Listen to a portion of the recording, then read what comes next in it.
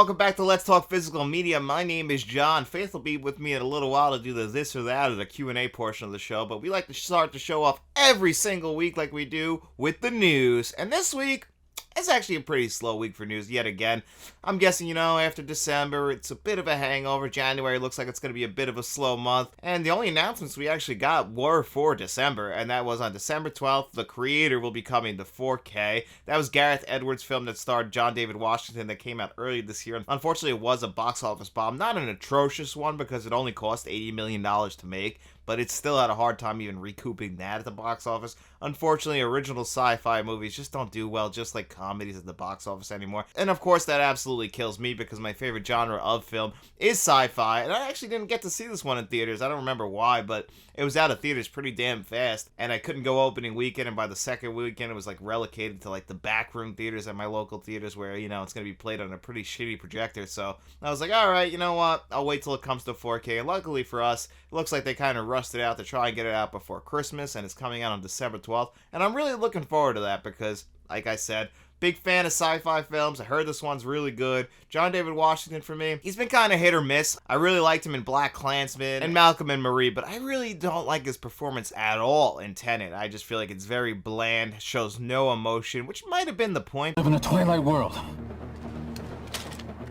We live in a twilight world. But for me, it just doesn't work, and I really feel like it actually drags Tenet down, especially on my last rewatch. But I still like John David Washington. I'm looking forward to seeing what he can do with The Creator. I'll check that one out on December 12th. And then one that just got announced right before I started shooting is School Daze, the Spike Lee comedy musical that came out in 1988. I believe that was his second film. Came out 1 year before Do the Right Thing.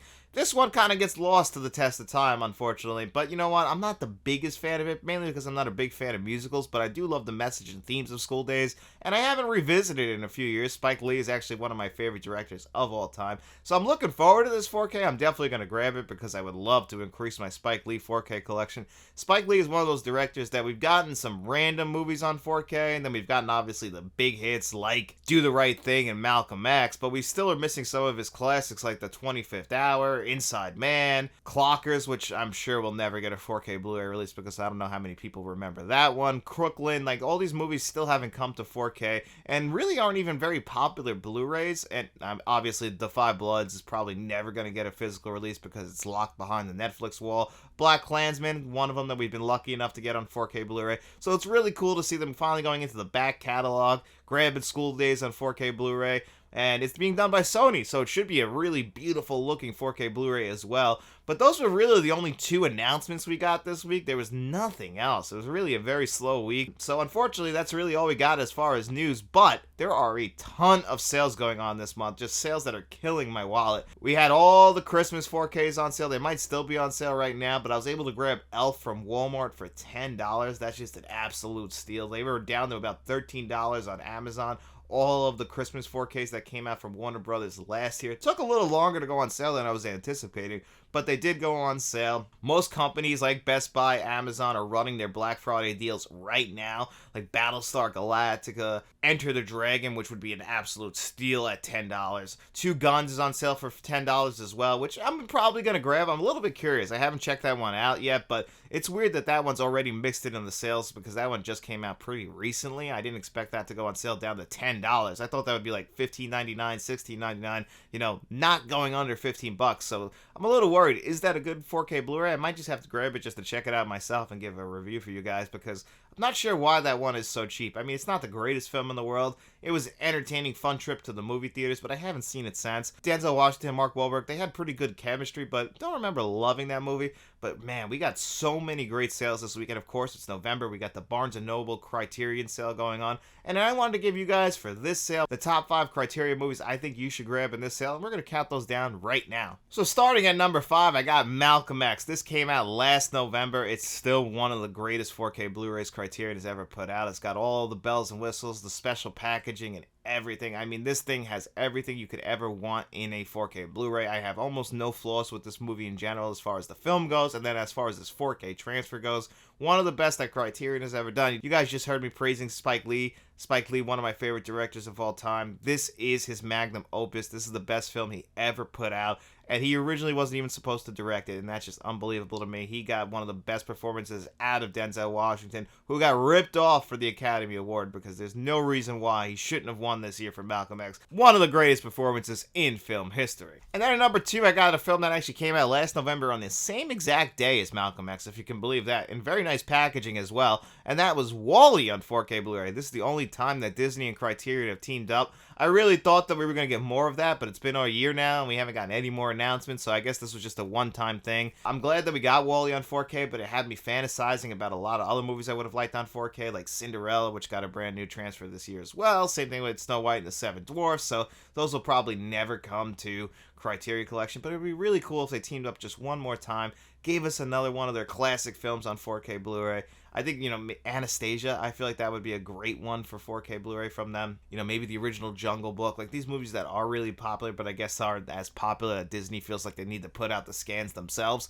I would really appreciate that, but unfortunately, that's not what we got here. But still, thankfully, we got WALL-E on 4K Blu-ray. It is definitely an upgrade over the previous Disney 4K Blu-ray that was put out, and also, again, all the bells and whistles. And I don't ever really get to point this out much, but WALL-E has some of the best menu systems that I've ever seen. That's just pure eye candy. So WALL-E on 4K Blu-ray, if you could get that for 50% off, it's an absolute steal. And here's one that just came out earlier this year, One False Move. This one was directed by Carl Franklin, written by Billy Bob Thornton, his writing partner, starring Billy Bob Thornton in a supporting role, but this movie is just absolutely fantastic. Finally got to watch this one on 4K Blu-ray. It is a beautiful looking film, and the 4K is just absolutely stunning. It's one that I think you should grab. And the film itself, I don't want this film to get lost to the test of time, because I feel like it is. It's an early 90s film that people really don't talk about too much. When they talk about Billy Bob Thornton and his writing and early acting, Sling Blade comes up more than One False Move, and that's really a shame, because One False Move is a great thriller. And here's one that's it's not a 4K, it's just a Blu-ray, but it's Mishima, A Life in 4 Chapters, directed by Paul Schrader. Paul Schrader movies aren't for everybody, but this movie is an absolute masterpiece.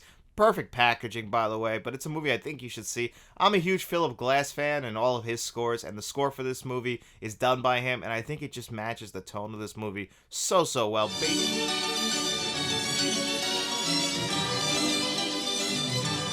Based on a true story, combining elements of the writer's own novels and books while combining with his real life, end of his life tragedy, just combining all of those elements with the Philip Glass score. I think it works really well. Now, this film I know is not going to be for everybody, but for me, I think this movie really works. And if you're interested in Paul Schrader, if you've seen other movies that he's directed, like Blue Collar, Master Gardener from earlier this year, or even the films that he's written, like Taxi Driver, the kind of movies that Paul Schrader, the kind of movies that Paul Schrader likes to make, basically just men at the end of their rope and what are they going to do next type of movies. And Mishima is no different, but it's based on a true story, and from a cinematic standpoint, it's just absolutely gorgeous. And then last but not least, and still in the running for my number 1 4K Blu-ray of 2023, and we only got a couple months left for it to be passed, and that is Criterion's release of Thelma and Louise. This one blew me away, especially with the amount of extras on it, but the visuals and the audio were just stunning. This is still the best release that Criterion has put out in 2023, and if you're able to get it for 50% off, I think that's an absolute steal, and I'm going to be extremely jealous of it because I think it's a great 4K. And this is the one I think, if you're in the Criterion sale, this is one I think you should grab. I've grabbed some stuff from the sale myself as well. I still want to go back and probably grab La Bamba. I don't know, I'm on the fence about it, mainly because it's a Blu-ray, and I don't know if we'll ever get a 4K upgrade, but maybe La Bamba isn't as popular enough for Criterion to put on 4K Blu-ray, or it might come out from a different studio. I don't know, but for $20, it's probably worth it, especially since La Bamba is a fantastic movie. So I don't know, maybe I will grab that, but it's really hard. You got to kind of pick and choose what you want. It was really cool that Criterion also put all of their November releases at 50% off as well. December and January releases, they kept it 30% off, and they're $35, which is exactly what they'll be after the sale anyway, so that's kind of mispromoting, but still, if you want to pre-order them, you can do that through Barnes & Noble, but $35 is what they'll be after the sale anyway. That's kind of a little bit misleading, but it's still pretty cool, especially for Criterion 4Ks. They're so expensive, and this is really the only time of the year where you can get them within a reasonable range without having to really pick and choose what you really want. So that's pretty cool. I really do appreciate that sale going on. But just make sure you guys are checking all the sales that keep popping up day in, day out. I try and post as many as I possibly can here on the channel, but I've had some problems on Amazon actually searching for movies. The search features don't ever pop up with 4K Blu-rays.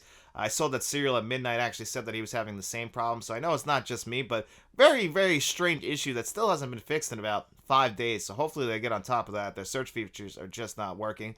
But we'll have more to update you guys on Black Friday going forward. Hopefully some things more go on sale. But right now, it really, no matter which way you look, everyone's got a sale going on. This is 4K season, guys. So I hope you guys enjoy the hunting. But anyway, we're going to dive into the this or that portion of the show with Faith, and we're going to get into that right now. Hey guys, look who I found out in the streets, Faith. And she's back here for another week of This or That. It's time to play the game!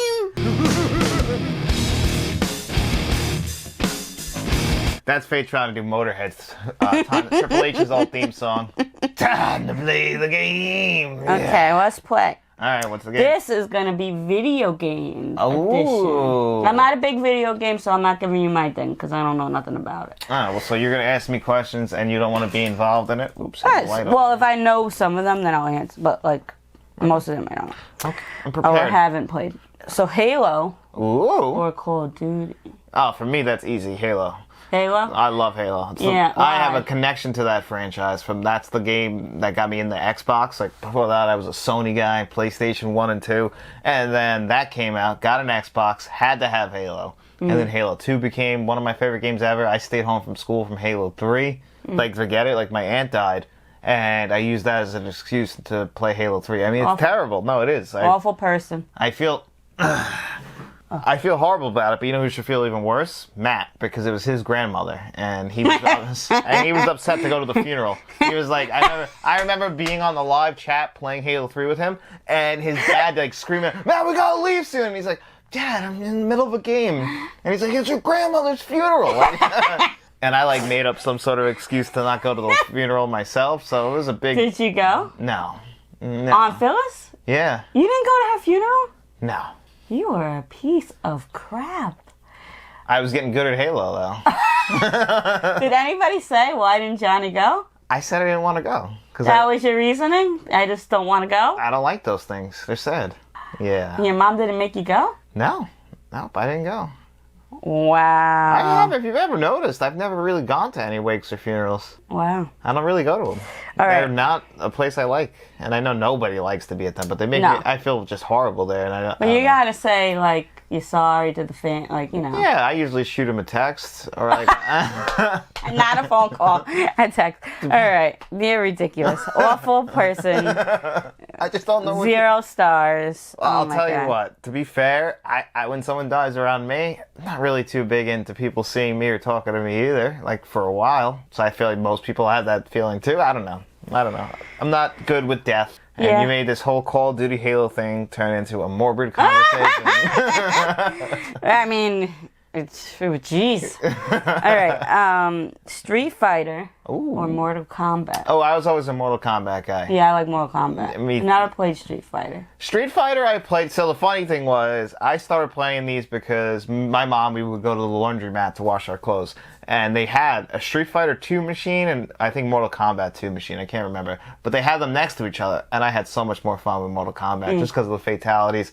I also feel like their characters are more memorable, but Street Fighter 2 is one of the most popular games ever, and Street Fighter is one of the most popular franchises ever, but I still think Mortal Kombat's better. Plus, much better movies from Mortal Kombat. Okay. What about you? You like the Mortal Kombat movies? The movie. The last movie I liked. Right? It was Yeah, good. I liked the last movie. We played Mortal Kombat. Like that was. I didn't really play Street Fighter, so. Okay. Mario. Ooh. Is that how you say it? Mario? Well, Mario. we say Mario, but technically the pronunciation is Mario. Mario? Okay. Yeah, but I never say it that way. We're from New York. Yeah, because I know a lot of Marios. Yeah. I have the meet the manager at my store is Mario. And he's from Italy. Yeah, he's an Italian. Yep. Yeah. Or Sonic. Ooh, see, now this is the ultimate question, especially for a 90s kid. You know, Sega does, but Nintendo don't. But I was always a Nintendo person, and I always preferred Mario over Sonic myself personally. Nowadays, I'd probably say Sonic, especially like the Sonic movies are pretty good in comparison to like the new Super Mario Bros. Movie. But the Super Mario Bros. Movie is also really good, and it's perfect for kids, so... but I still like Jim Carrey. Got to give the nod to Jim Carrey, so I would still go Sonic. And, Sonic, okay. you know, rapid fire. What about you? Sonic, because we had a Sega. You had a Sega. We had a Sega. We didn't have Nintendo. Sega. We didn't have Nintendo. We had Sega.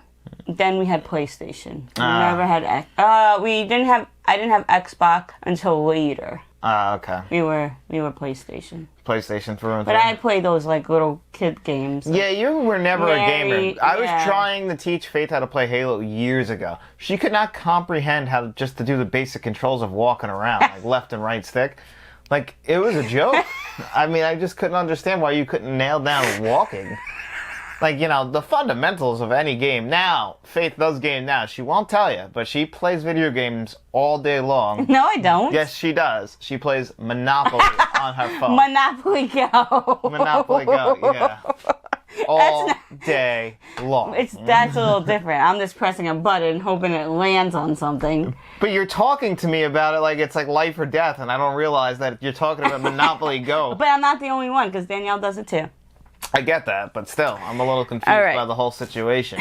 So that's my this or that. All right, that was a good one. I think you did good. I think you did good. I think you did good this week. I'm proud of you. So, actually, I wanted to discuss a topic with you because we both just saw the Marvels together yesterday. Mm-hmm. And one of the things that in our relationship that's been very prominent has always been superhero movies, more specifically the MCU. Mm-hmm. And would you say that the MCU, in your opinion, has fallen off in the last few years? Especially since Endgame in 2019? Absolutely. Yeah? Absolutely. I think they got where they needed to go. And then you feel like you wouldn't have even done any movies after? But okay, so this is how I feel. Yeah. Because I know the movies that we've seen, like, as of late, haven't been the best. They haven't been the worst. But they haven't been what we remember Marvel to be. I think all that, too, is nostalgia. A lot of it's nostalgia. And now they're trying to come up with new ideas, right? I think what they have is they have an idea. They have an end game to say. Yeah. They have that. So I think we're just seeing the fillers right now.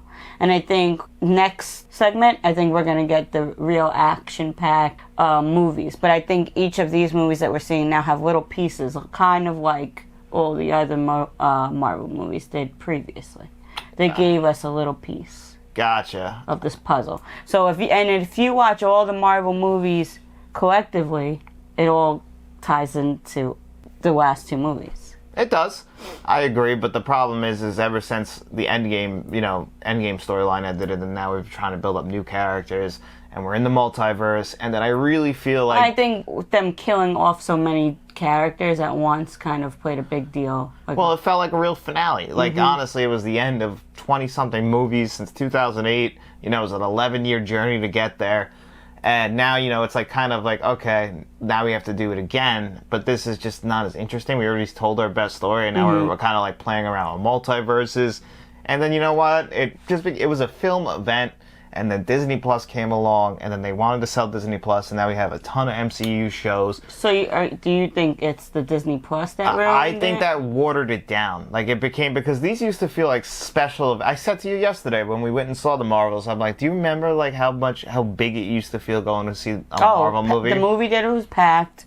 People would, you know, yell out. It's kind of like going to a Star Wars movie. Yeah. And they did the same thing with Star Wars. It's not the same anymore. So I think it's Disney Plus. I'm not saying that they're not putting out good quality, but I think if they didn't put out everything, like if they didn't flood it, I think the Marvels that we saw yesterday would be like, wow, people would love it. But I think because we've seen this before. And if you want to just stay committed just to the movies and not even watch the Disney Plus shows, like I pretty much have bowed out of watching any of them, you're kind of lost. Like I had to watch in the car yesterday on the way there. I was watching an 11-minute MCU video about like what's happened in between, so I know who the Marvel characters are. They're in this movie. It's like I knew Monica Rambeau because I liked WandaVision, but I didn't really watch Miss Marvel. I watched a couple episodes. So I was like interested, but like I didn't fill in the gaps, so I needed this so I knew exactly what was going on, and you never used to have to do that. And now you really have to, especially so they kind of want you like fully invested, but there's just not enough time in the day for the MCU to just be your whole life. And I don't think the quality is matching up for what they're asking anyway. Especially with Ant-Man and Quantumania, I still feel like, the CGI is that. But did you like the Marvels? It was okay. Yeah? Yeah, I'll give it a 7. That's what I gave it, actually, a 7 as well. I'll give it a 7. I think it had some cute moments. It had some funny moments. But there's some things that I'm just like... I really feel like all these movies are fillers. The one movie, Shang-Chi... Yeah, Shang-Chi was great. I think that one was so totally separate from what Marvel's doing right now. That's why I think I liked it so much. I think because it's so separate from what Marvel's doing. It really doesn't tie into anything. Yeah, but I wonder how it is going to tie in. That's what I'm trying to say. Like, yeah, they haven't eventually, really tied it bad. We should get an Avenger movie. Well, they are. They're building up, I think, the Secret Wars is what their end game Then is. I think that will be our first that will be the first test. Because you got to remember, when they first started all these movies, Iron Man, and who else? It was the... Thor and Hulk. Thor, Hulk, Captain America. Like when they first started that, some of the, I mean, I love those movies, but I don't think I love them as much as the second, like phase 2 and 3, right? Yeah, I mean, First Captain Avenger America, is, First Avenger is probably one of my favorites, so I can't say that, but like I had to go back to it. That's true. That's true. That is a great one. But yeah, Thor's not the greatest. I don't think Thor found his footing until Thor Ragnarok, honestly, which is funny because we saw that in November. I felt like the lead up to that was similar to the Marvels, where I was kind of falling out of love with the MCU before Thor Ragnarok. I didn't really like the first 2 Thor movies, so I had no anticipation for Ragnarok. We went in there, and then we went to Chili's. I don't know if you remember that. Good meal. And then Ragnarok was great. It's my favorite MCU movie, so I was hoping to get that with the Marvels, and you know, it had some original stuff in there. I thought the 3 leads were great. They had great chemistry together. Brie Larson gave her best performance, I think, as Captain Marvel, as Captain, Carol Danvers. I always really liked Monica Rambeau. I always thought that she was great as well, her character. So I think they really came to fruition with this, and I started to care about Miss Marvel. I didn't know too much about her, but they had all good chemistry, I thought. Yeah, I think you learn their families from the show. We didn't really know Miss Marvel's family, so like we didn't really have a connection to her. Yeah. So that's different because we didn't see Miss Marvel.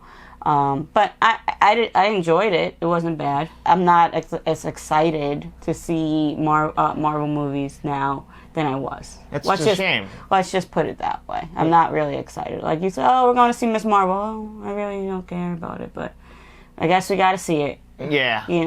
Well, that's kind of sad because this was like a huge part of our relationship was the MCU. And it's like, now it's kind of faltered. I hope they find their way again. The after credit scene, not going to talk about it here, but good. It set up something that I'd be very interested in.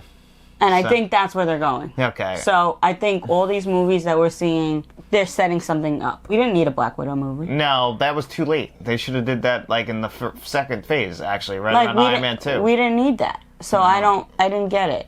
No, and the CGI has just been bad, which I actually thought the CGI was pretty good in the Marvels, honestly. I didn't bump into too many issues like I did like with Ant-Man and stuff like that, and especially the MCU shows. Well, Ant-Man was different because they're in this area for the majority of the movie. Yeah, the quantum realm. So it has to look like a little funky. Yeah, it did.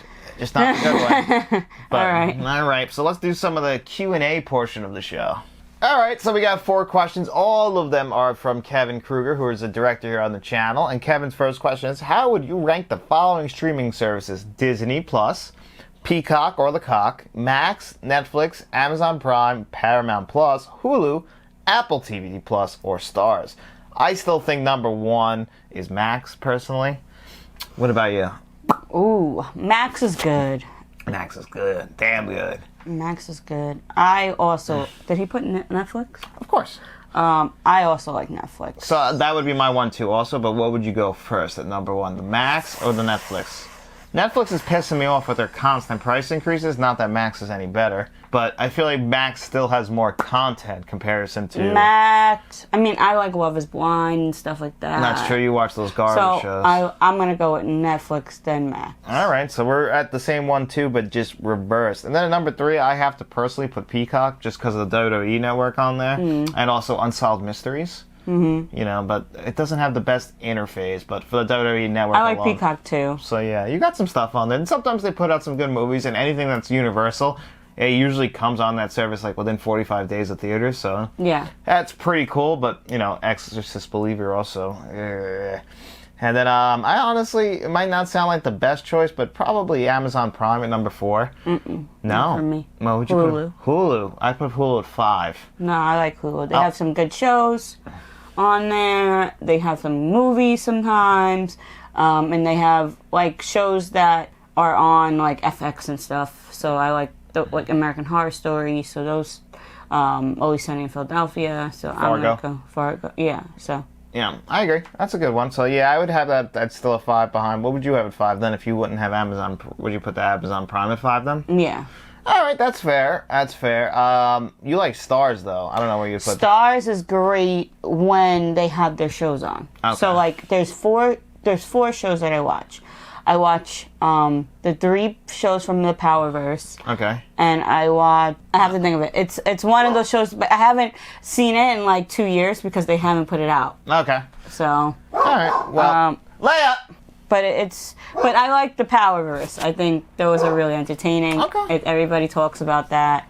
All right, that's fair enough. You know, and it's a good show to have like a topic of conversation. So I don't know, those 3 shows. But there's one, the one that's out now, I don't like.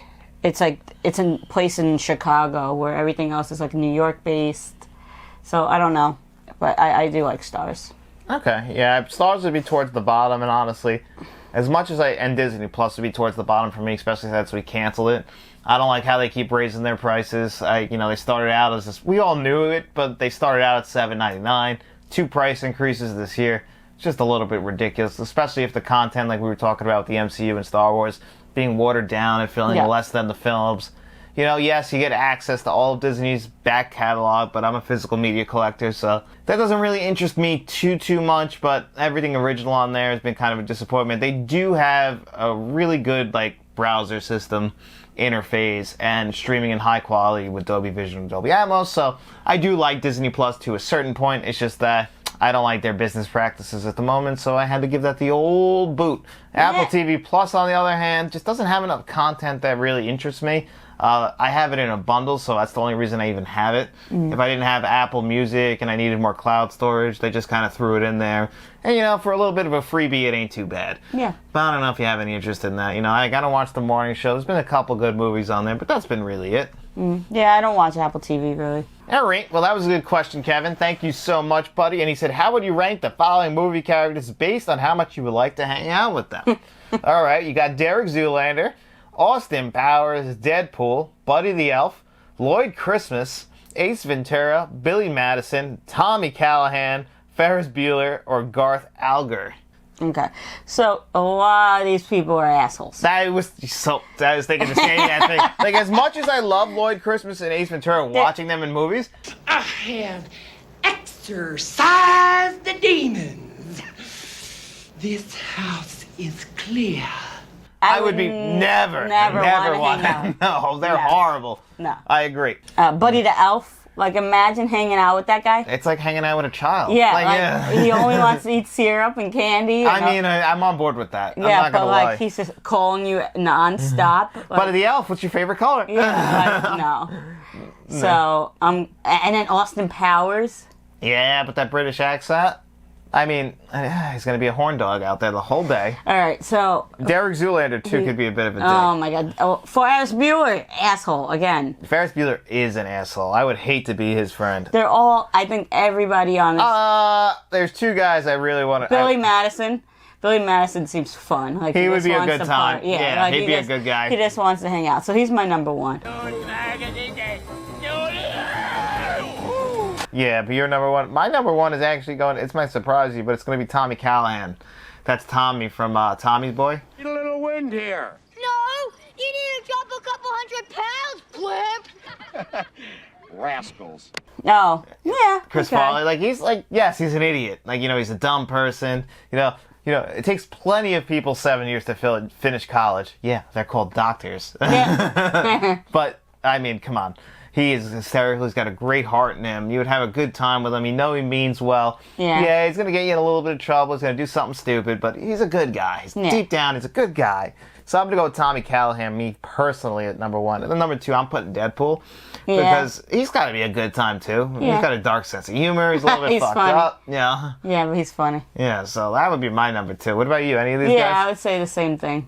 And then Garth. Like, Garth is weird, but he's really nice. Okay. And I don't know. I'm wearing a Wayne's World hat now, so I know he'd appreciate it. I guess after that would be Buddy the Elf, because he just seems nice. He's really nice. He means well. Yeah. But again, like, it's just, is he going to get smarter as time goes on? That's my big question. And then Ace Ventura is annoying as shit. But he's smart. But he likes doggies and animals, so Yeah. I guess I could see the good in him. Come to me, my jungle friends. Take a look. Come in. Bowser, Bowser. Well, come in. Take a look. Come on in. Snoop around. All right. Oh, my God. I mean, I guess honestly, dead last on this list might surprise you, but it would be Ferris Bueller. Yeah, same. Because you know why? I just know that he's trying to manipulate me. I Yeah, can't trust same. him. All these other guys, like Derek Zoolander, he's just an asshole. But, you know, yeah, exactly. Give me that look, buddy. Hey. What is this? What is this, school for ants? He always plays the dumb role so That's funny. almost perfect at it. He always, Nobody makes me bleed my own blood. Nobody. I told you not to bother me during my private time. he always plays an asshole. Always. Always. So that was a great question also, Kevin.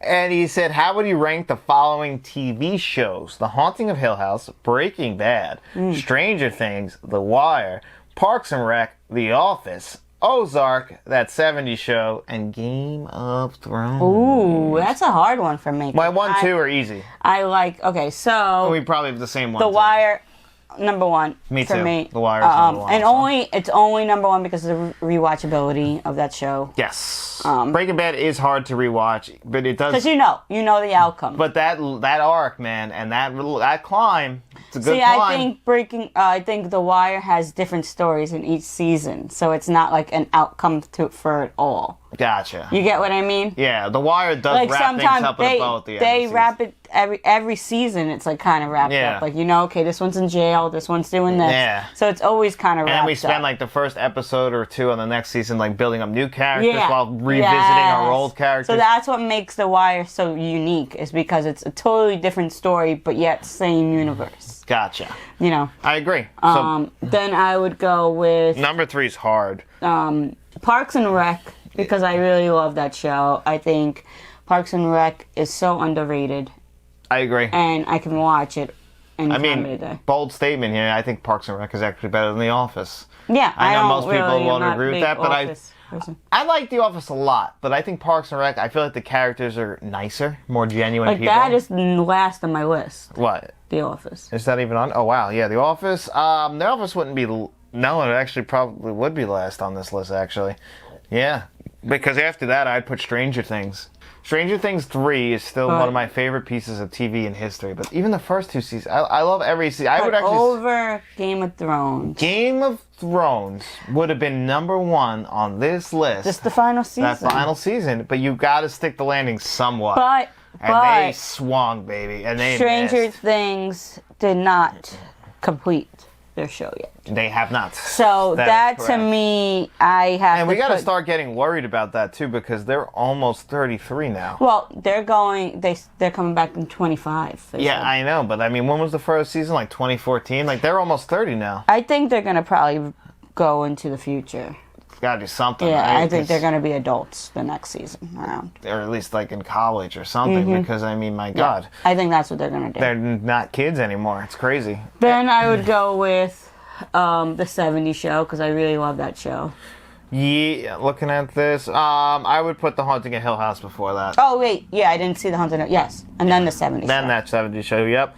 And then just because I didn't finish it, Ozark is down there, and The Office I'd put above Ozark personally. From what I've seen of Ozark, I liked it better than The Office. So. Okay, but that's wrong. Oh, okay. All right. Thank you, Kevin. And then our next question is, and this is our last question of the week, what are the top 5 most gruesome kills of all time? Number 1 is very easy for me. That is when Officer Murphy gets his... This is your question. Yeah, what gets his arms and legs blown off by Clarence Boddicker in RoboCop. You know, I got this problem. Cops don't like me. And I don't like that cops. Was crazy. It's great though, ain't it? It's one of the best Poor kills. guy, man. No, he did. Surprisingly, he hung on for way longer than you would think. And then and they're joking around. Oh, you know. Oh, they're terrible people. Yeah, like piece of crap. Garbage. Yeah, buddy, I think you're scum. Leia. Scream has a few. Oh, you know what? This is a spoiler for Scream 5 if you haven't seen it, but David Arquette's character of Dewey. Oh yeah. His death is brutal and violent. Yeah, and you're not coming back, he says. No, they made sure to send that message. That is a pretty damn gruesome one as well. The one thing I didn't like about that movie, what do you think I'm gonna say about it? About Scream 5? Yeah. I don't know. What don't you like about it? Courtney Cox doesn't have a bad haircut in that one, so we don't have to worry about that. No, not Scream 5. Scream 6 is that there was no no one really of value got killed. Yeah, we talked about this pretty recently, which is people actually got a little upset that we were talking about that. Oh, okay. So we won't talk a little bit. It came out this year still. Yeah. So I mean, it's on streaming, so you can see it. Yeah, exactly. Which you should, because it's a very good movie. But yes, it's a flawed good movie at that. There's also a review on the channel here somewhere on it. But yeah, gruesome kills. It's hard to define that. You gotta watch movies like Terrifier. Yeah, because A Nightmare on Elm Street, you could argue that what's his name? Johnny Depp's character, the way he dies is brutal, but that's just so over the top. It's clearly there's not enough blood in that. We just saw Tina's X, kill. and there was one. Oh yes. There was one. I think I missed it, but you kind of told me they used a character's intestines. Yes, they used their intestines as a rope to get around, to tie it around it. Yeah, that was pretty damn brutal. That was actually this year. Yeah, which Saw has had some brutal kills in its franchise. Twisting of legs around and shit like that, and breaking bones. The Terrifying Saw, they're number one. They're anytime you see, and actually that was and Evil Dead Rise, they had a few of them in there too. Yeah, Evil Dead Rise had a good one with the eye. That really anytime you fuck with the eye, that for me. But that's why I said Saw X with the eyes. Yes, it's Dow's eyes. Yeah. Dead eyes. So that's me. Yeah, those are some brutal ones. Yeah, you're right. And I'm not really a big gore. Even person. Friday the 13th, there's some good kills, but I don't want to say anything that I'm oh my god, that's brutal as hell. Most of the mainline franchises until we get to that torture porn era, but anytime. Oh, RoboCop had another one with the guy getting acid all over him too. And his fingers and skin are hanging off. The acid scene from fucking House of Usher was brutal too. Yo, acid can fuck you up. Yeah, it melts everything. It melts you. Yeah. I don't think you have bones if you're really drenched in acid. Do they find bones? I don't know. We'll have to test it. Maybe push it down in a pool of acid, see what happens. Well, every time in Batman universe, you can end up with a supervillain that way if you have somebody in a vat of acid. So you got to be really careful, honestly. I can't.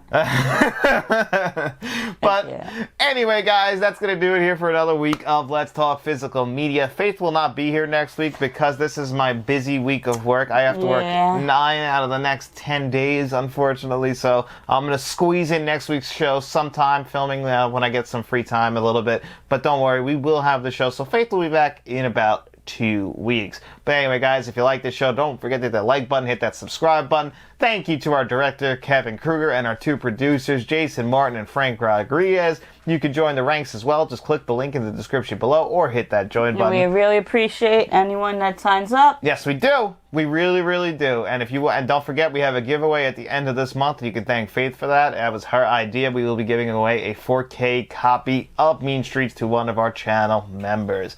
But until next time, we'll be seeing you around.